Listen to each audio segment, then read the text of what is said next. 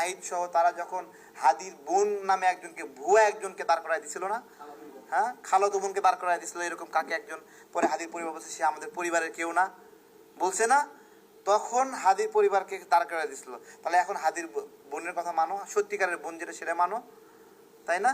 তো ইনকিলাব মঞ্চ বাংলাদেশের বিরুদ্ধে একটা অবস্থান নিয়েছে এই হাদি হত্যাকে কেন্দ্র করে, বাংলাদেশের ইস্টাবলিশমেন্টের বিরুদ্ধে।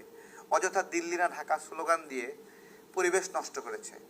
বাংলাদেশের মানুষের দিল্লি না ঢাকা স্লোগান শেখ হাসিনার সময় শুনতে ভালো লাগতো, কারণ শেখ হাসিনার সাথে দিল্লির ভালো একটা সম্পর্ক ছিল। কিন্তু জনাব তারেক রহমান সরকারের সময়ে যদি দিল্লি না ঢাকা স্লোগান দেয় তাহলে বলতে হবে মায়ের চেয়ে মাসির দরদ বেশি। বাংলাদেশে তারেক রহমান সাহেব আমাদের মাননীয় প্রধানমন্ত্রী, তার চেয়ে জাতীয়তাবাদী কে বলেন? সুতরাং একটা জিনিস খুব খেয়াল করবেন, যখন রুমিন ফারহানা আপু বিএনপির সঙ্গে ছিলেন তখন রুমিন ফারহানা আপুকে প্রচণ্ড পরিমাণে ভারতের দালাল বলার চেষ্টা করা হতো না? খেয়াল আসেনি? বলা হতো। এখন করে না কেন?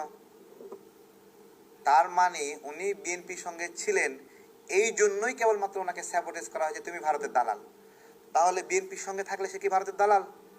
তাহলে বিএনপি ভারতের দালাল হলে পদ্মা ব্যারেজ করতে চায় কেন? বিএনপি ভারতের দালাল হলে তিস্তা ব্যারেজ কেন করতে চায়? বিএনপি ভারতের দালাল হলে পুশিন ঠেকাতে চায় কেন? বিএনপি ভারতের দালাল হলে সীমান্ত হত্যা কমে কেন? বলেন। কিন্তু ওরা কি কৌশল বানায় ফেলছে যে বিএনপির সঙ্গে যে থাকবে সে ভারতের দালাল।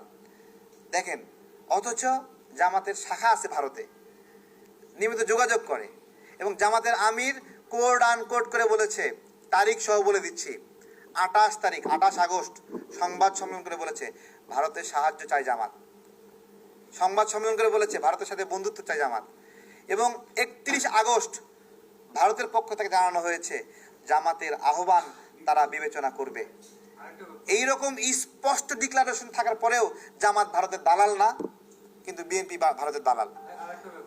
একটু শেষ করি, রাষ্ট্র হিসেবে বিএনপি ভারতের সাথে যোগাযোগ করবে না? কি ধরেন আপনি প্রধানমন্ত্রী, রাষ্ট্রপ্রধান হিসেবে আপনি ভারতের সাথে যোগাযোগ করবেন না? রাষ্ট্র করতে হবে না, পাশাপাশি দেশ না? কিন্তু কোনটা হিম্মত আর কোনটা দাসত্ব এটা আমরা জানি না।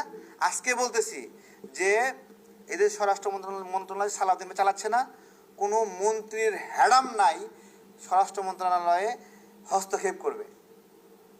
লিখে রাখেন, পারবেনি? হ্যাঁ, কোনো মন্ত্রী সালাউদ্দিন ভাইকে ইনফ্লুয়েন্স করতে পারবে?